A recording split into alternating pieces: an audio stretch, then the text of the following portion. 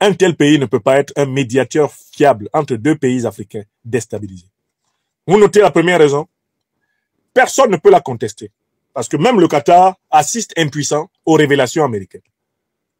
Et plusieurs enquêtes internationales européennes ont établi la responsabilité du Qatar dans l'hébergement des chefs terroristes d'Al-Qaïda et l'État islamique.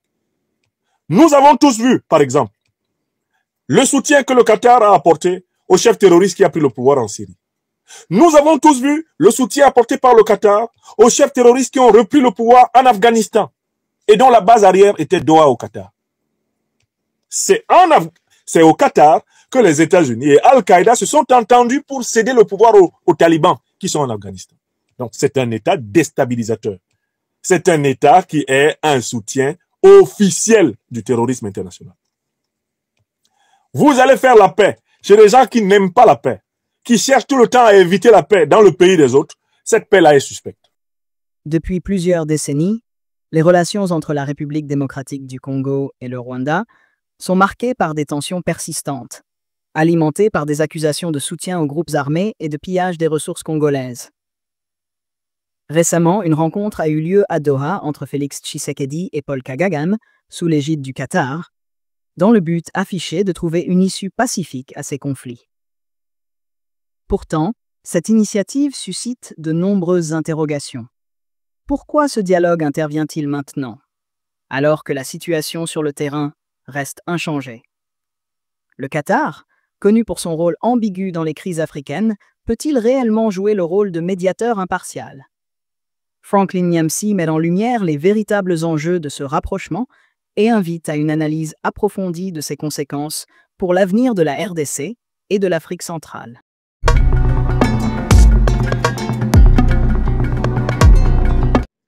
C'est que vaut le rapprochement entre Félix Tshisekedi Tshilombo, président de la République démocratique du Congo, et Paul Kagame, président du Rwanda.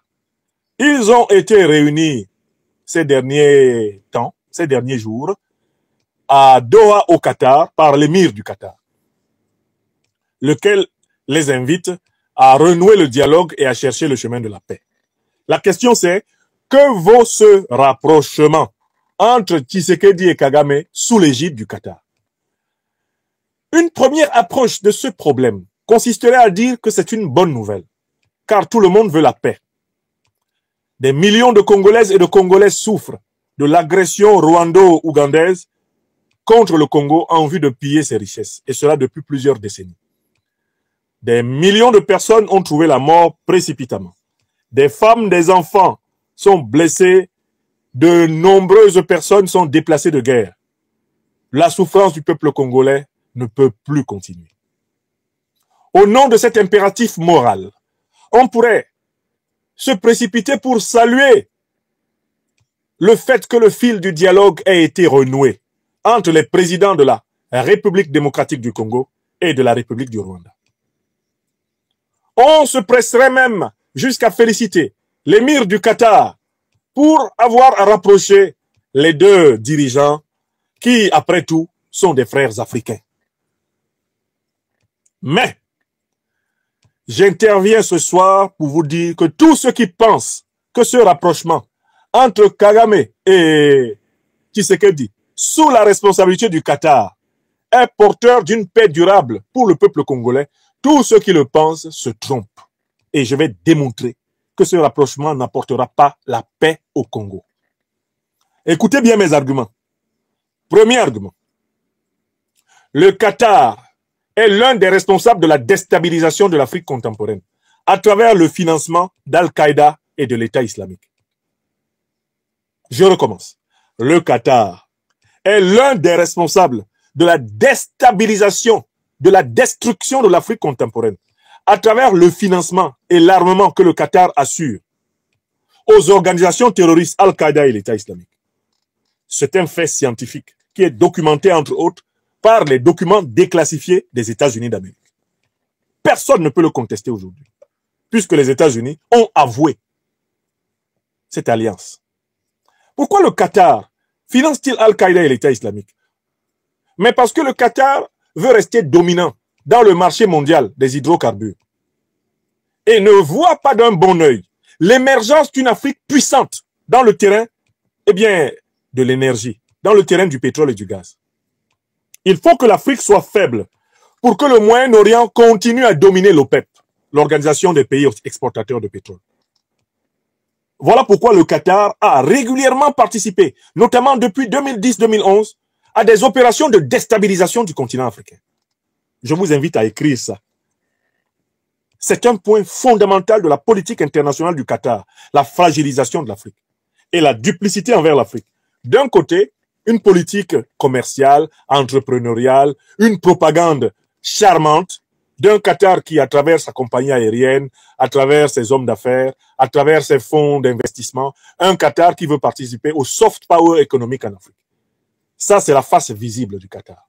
Un peu comme le PSG à Paris est la face visible du Qatar.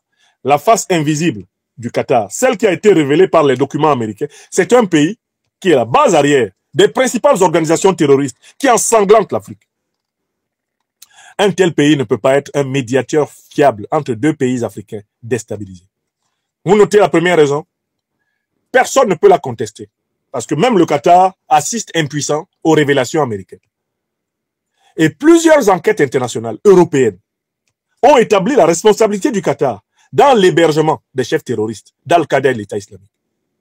Nous avons tous vu, par exemple, le soutien que le Qatar a apporté au chef terroriste qui a pris le pouvoir en Syrie.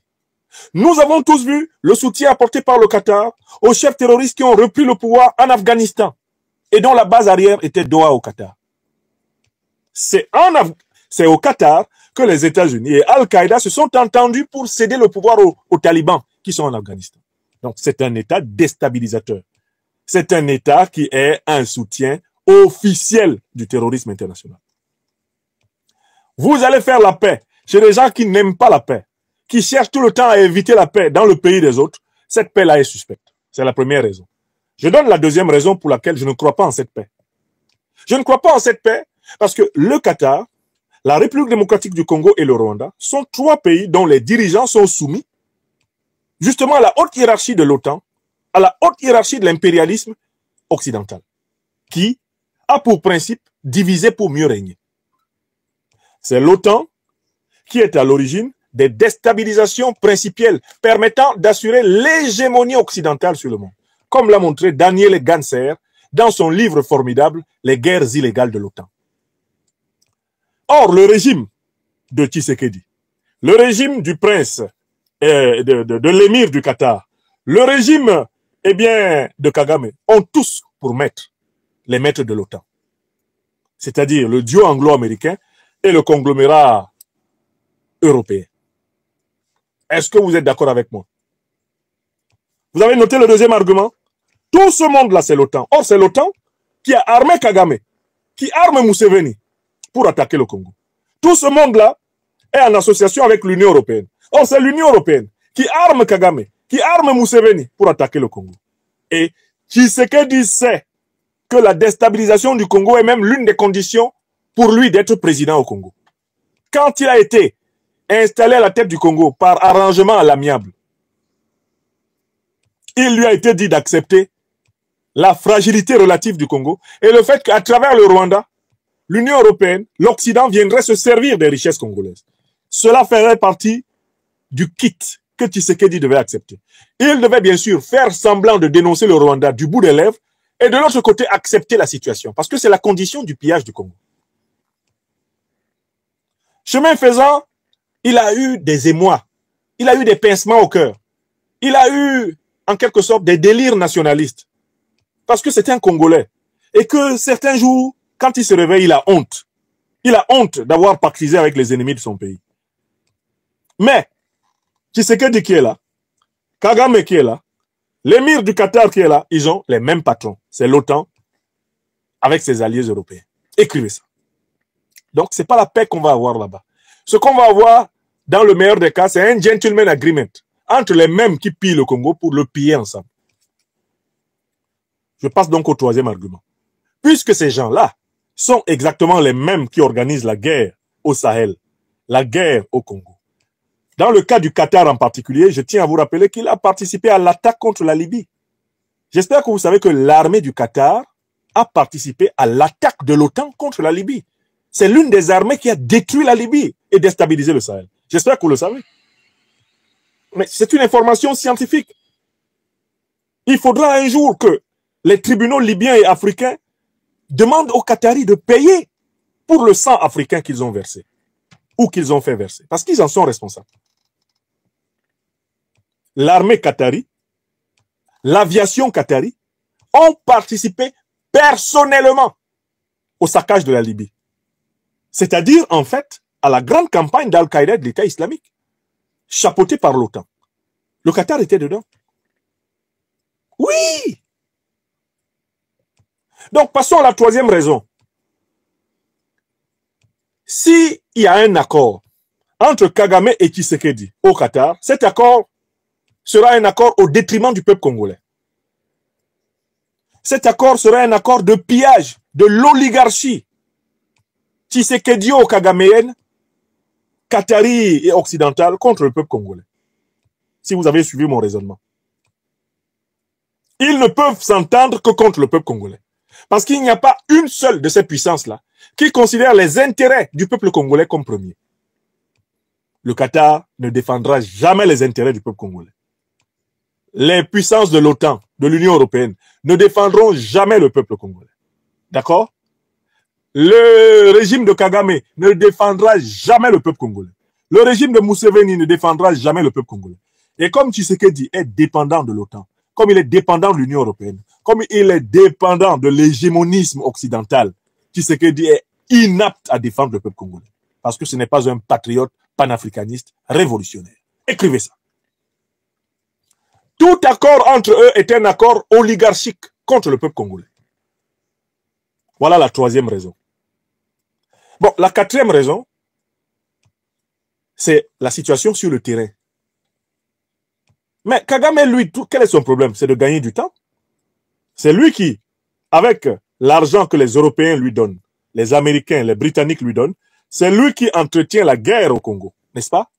Quand il va dans des pourparlers comme ça, tout ce qu'il fait, c'est de gagner du temps. Pendant qu'il est en train de parler avec Tshisekedi, ses troupes avancent au Kivu. Kagame n'acceptera jamais de son vivant que le Kivu échappe au Rwanda. J'espère que vous avez bien compris que Kagame est déterminé à ce que le Rwanda exploite par tous les moyens possibles le Kivu. Ils se sont même mis à inventer un narratif complètement farfelu, selon lequel l'actuelle région du Kivu, en République démocratique du Congo, aurait appartenu à un ancien royaume rwandais. Certains de leurs meilleurs menteurs et mythomanes sur les réseaux sociaux racontent cela, qu'il fut un temps où ce Kivu était rwandais. Oui! Donc le monsieur qu'on appelle Kagame là, il est comme un morceau de bois mort. Vous ne pouvez pas le plonger dans l'eau en croyant qu'il va devenir un crocodile. Jamais cela ne va arriver. Il a conçu que le Rwanda doit devenir une grande puissance grâce à l'exploitation du Congo. D'ailleurs, il a pu signer dans ces conditions des contrats d'exploitation du minerai congolais avec l'Union européenne. Alors, je vois la Belgique qui s'excite en disant que elle met un terme à ses relations avec le Rwanda qui s'excite en disant qu'il met un terme à ses relations avec la Belgique. Mais pourquoi est-ce que les deux parties n'abolissent pas l'accord sur l'exploitation des richesses minières du Congo entre l'Union européenne et le Rwanda, alors que le Rwanda n'a pas de richesses minières? Donc ceux qui au Congo, en Afrique, se laissent tromper par l'apparente brouille entre la Belgique et le Rwanda sont simplement des candidats, des niais, qui ne suivent pas l'information géopolitique et géostratégique essentielle. Est-ce que l'accord qui a été signé entre l'Union européenne et le Rwanda pour piller le minerai congolais en faveur des multinationales occidentales, est-ce que cet accord a été aboli? Non. Mais ils peuvent rompre toutes leurs relations diplomatiques en apparence. En réalité, ils sont toujours associés pour piller le Congo. Donc, je conclus ce point. Je vois d'un très mauvais œil le fait que l'émir du Qatar se mêle de faire la paix en Afrique. Car la devise de l'émir du Qatar, du régime qatari, c'est la paix, on peut l'éviter. C'est la même que celle de l'OTAN, la même que celle de l'Union européenne, la même que celle de la France-Afrique en Afrique. Ces gens-là ne veulent pas d'une Afrique en paix. Une Afrique en paix, c'est un réseau de grandes puissances économiques et militaires. Ils n'en veulent pas. Voilà pourquoi ils fomentent partout des guerres. Voilà pourquoi ils ont créé Al-Qaïda et l'État islamique. Pour maintenir tout le sous-continent africain en situation de fragilité et imposer la présence de leurs bases militaires, imposer la présence de leurs unités monétaires, imposer leur hégémonie dans les organisations internationales, imposer leur hégémonie à travers les offices de la dette, le FMI, la Banque mondiale, les clubs de Paris, etc., leurs banques. La fragilité de l'Afrique est une variable d'ajustement absolument nécessaire pour le Moyen-Orient et pour l'Occident. Le Moyen-Orient et l'Occident ne veulent pas d'une Afrique forte, car une Afrique forte signifie l'amenuisement de leur puissance, la relativisation de leur puissance, la réduction de la voilure de leur puissance. Voilà pourquoi l'Occident, de très longue date, entretient avec l'Afrique une politique de duplicité qui consiste à proclamer des principes généreux d'un côté et de l'autre côté à mener des politiques de déstabilisation. Le Qatar, l'Arabie Saoudite, l'essentiel des monarchies pétrolières du Golfe auxquelles l'Occident n'a jamais voulu imposer la démocratie. Sauf quand il y en a une qui ne fait pas ses 4 volontés, c'était le cas de l'Irak ou de la Syrie. Tous ces gens-là ne peuvent pas vouloir la stabilité de l'Afrique. Une Afrique stable, c'est une Afrique puissante. Une Afrique puissante signifie que l'Europe, que l'Occident revoit son hégémonie à la baisse. Une Afrique puissante signifie que le Moyen-Orient revoit sa prétention à influencer davantage les relations internationales à la baisse. Nous ne pouvons donc compter ni sur l'Orient, le Moyen-Orient, j'entends, ni sur l'Occident pour l'augmentation de la puissance africaine. Seule la lutte, seules les alliances géostratégiques panafricanistes révolutionnaires, seules les alliances anti-impérialistes et anti-colonialistes dans le cadre du monde multipolaire peuvent permettre aux Africains de franchir de nouveaux seuils de puissance. Écrivez ça. Pour Franklin Nyamsi, cette médiation n'est pas un véritable espoir de paix, mais plutôt une mise en scène politique destinée à préserver les intérêts des puissances étrangères impliquées dans la région. L'histoire récente nous a prouvé que les conflits en Afrique centrale ne se résolvent pas autour de tables de négociation orchestrées par des acteurs extérieurs, mais par une reprise en main réelle du destin politique et économique des peuples concernés. Cette rencontre soulève donc plusieurs questions fondamentales. Quelle est la véritable motivation du Qatar dans ce processus? Ce pays, accusé de financer des groupes terroristes, peut-il réellement être un artisan de paix désintéressé ou joue-t-il un rôle de facilitateur pour des agendas occultes? Pourquoi Félix Tshisekedi accepte-t-il cette médiation? S'agit-il d'un moyen pour son régime de gagner du temps avant la prochaine élection présidentielle ou d'une tentative sincère d'apaiser les tensions avec Kigali, malgré des années d'agression rwandaise en RDC? Enfin, comment le peuple congolais doit-il réagir? Peut-il encore croire en une solution négociée sous l'influence de puissances étrangères, ou doit-il s'organiser pour imposer une véritable souveraineté nationale et une justice indépendante? En fin de compte, cette rencontre ne change rien aux faits. Le pillage des ressources congolaises se poursuit, le Rwanda continue d'appuyer des groupes armés, et la RDC demeure un terrain de jeu pour des intérêts qui ne sont pas les siens. La paix en Afrique centrale ne viendra pas d'accords diplomatiques dictés de l'extérieur, mais d'une mobilisation populaire et d'une réaffirmation ferme de la souveraineté congolaise.